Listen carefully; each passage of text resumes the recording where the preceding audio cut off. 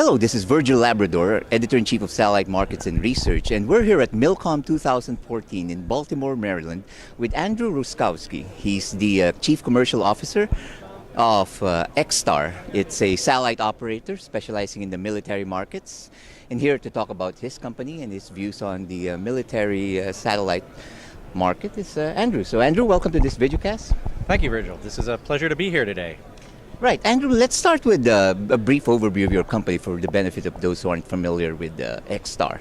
You know, how many satellites do you have? And I already mentioned that you specialize in the military market. Maybe you can expand a little bit on the services that you provide. Sure. So Xtar was founded in 2001 as entirely on capital from private sources. Mm-hmm. So we have no government funding. Mm-hmm. That makes us, I think, in many ways unique in the industry in that we are with a commercial company which is exclusively focused on the government user. Mm-hmm. Today we operate 2 payloads. Mm-hmm. In 2005 we launched Xtar Ure to the 29 degrees orbital position. Mm-hmm. We own that satellite outright, and on that satellite we host what I refer to as a NATO configurable backup payload for the benefit of the Spanish MOD operating elsewhere in case they incur a failure. Right. In 2006, Xtar launched Xtar Land. Okay. That is a payload which is hosted on the SpainSat satellite at 30 West. Right. So I think there are 2 ways in which Xtar stands out as unusual, if not unique, in the ComSatCom world. First, we're a completely private entity, which is focused exclusively on the government user. And secondly, we have been employing the benefits and the opportunities of the hosted payload for years. Right. Now, in the interest of full disclosure, who are the main investors in Xtar? Sure. Xtar's main investor is Loral Space and Communications of New York. So you would know them as previously the owners of SSL, Space Systems Loral, right, who's no longer part of the of the Loral family. Right. But we still enjoy a relationship with Telesat of Canada. Right. The minority owner in Xtar is Hispasat, the defense-focused subsidiary of Hispasat of Spain. Okay.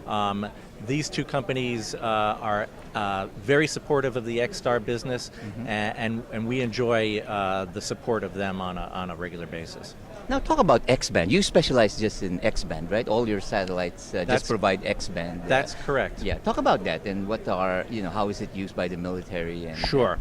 So X-band was set aside by ITU and international treaties for the exclusive benefit of the government user.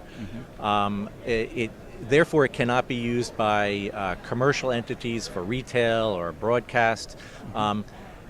So we do operate exclusively in the X-band frequencies. That means we're focused exclusively on the government user, which tends to make you very focused on supporting that customer base. Okay. Today, I would divide our business into about 50% military and 50% civil government. Right.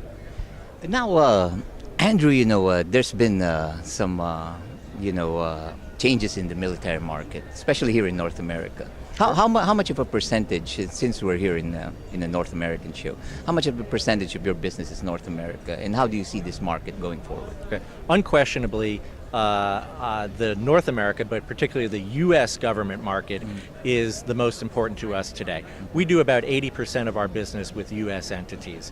The other 20% that comes from outside the U.S. is mostly European, NATO governments. But we're seeing that part of the business grow. All parts, in fact, of Xtar's business is growing, but we think that the non-U.S. Portion has been the most unrealized in the past, and we're looking forward to that growing dramatically in the near future.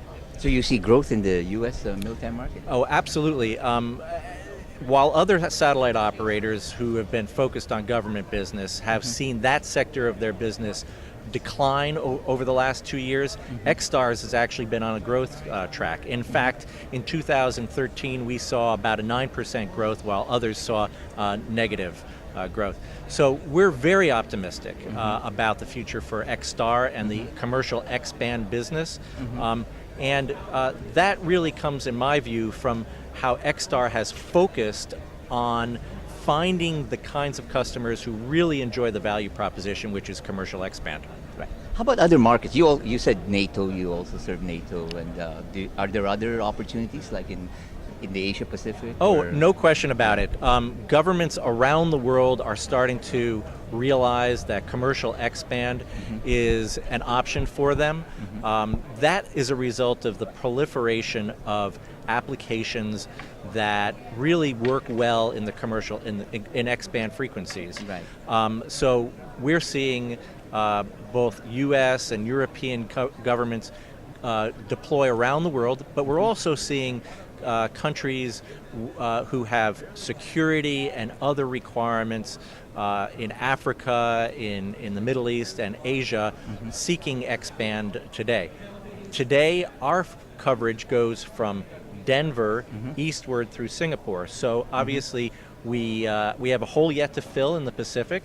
We're exploring our options for doing that, and we do that confidently, knowing that there's a market in the Pacific, in Southeast Asia, that's perfectly suited for X-band. Right. Currently, do you have coverage in Asia right now? Our coverage ends at about Singapore, so throughout the majority of the Pacific, we don't have coverage, but we expect to be filling that in the near future. Right. So you have one satellite and another one hosted on SpaceX. Correct. What are your plans for the future? Well, I think that there's a very good chance that we might continue to leverage hosted payload models for the future. Beginning back in the early 2000s, when we decided to found the business on hosted payloads, we have been since working out both the commercial and operational challenges of that. So we're very confident in our ability to operate with that model, and I can predict with some confidence that Xtar's future will continue to employ the hosted payload model. Right. Well, thank you, Andrew. That's pretty informative, giving us a good overview. Is there anything else you want to add? Well, Xtar is very excited to continue to support our government user. We think we've got something in our value proposition that makes sense for the kinds of applications that are proliferating today. And I enjoyed the opportunity to come speak with you today. Well, thank you very much, Andrew. And for all the news and information on the global satellite industry, you always have Satellite Markets and Research at www.satellitemarkets.com.